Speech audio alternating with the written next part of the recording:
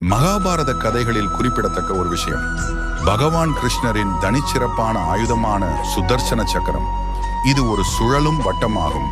அதனுடைய வேகம், துல்லியம் மற்றும் தெய்வீக சக்தி காரணமாகவே இது மிகவும் வியப்பூட்டும் ஆயுதமாக விளங்குகிறது. சில புராண குறிப்புகளின்படி இந்த சக்கரம் கிருஷ்ணருக்கு சிவன் அளித்த ஒரு வகை பரிசாக கருதப்படுகிறது. இது இலக்கை தவறாது தாக்கும் திறன் கொண்டது. அது மட்டுமல்லாமல் தாக்கிய பிறகு அது திரும்பவும் கட்டுப்படுத்தும் ஒரே கையினிடம், அதாவது கிருஷ்ணரிடம் வந்து சேரும். முக்கியமாக சுதர்சன சக்கரம் என்பது மற்ற பொதுவான ஆயுதங்களைப் போலில்லாமல் ஒரு ஆழமான ஆன்மீக அர்த்தம் கொண்டதாகவும் கூறப்படுகிறது.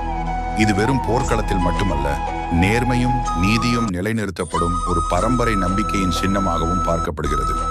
இந்த சக்கரத்தின் தாக்கத்தை தவிர்க்க யாராலும் முடியாது என்பதே இதன் தனி சிறப்பு. ஆனால் அதை பயன்படுத்தும் போது நோக்கமும் நியாயமும் இருக்க வேண்டியது அவசியம். அதனால்தான் கிருஷ்ணர் போன்ற தெய்வீக அவதாரங்கள் மட்டுமே இதை பயன்படுத்த முடிந்தது.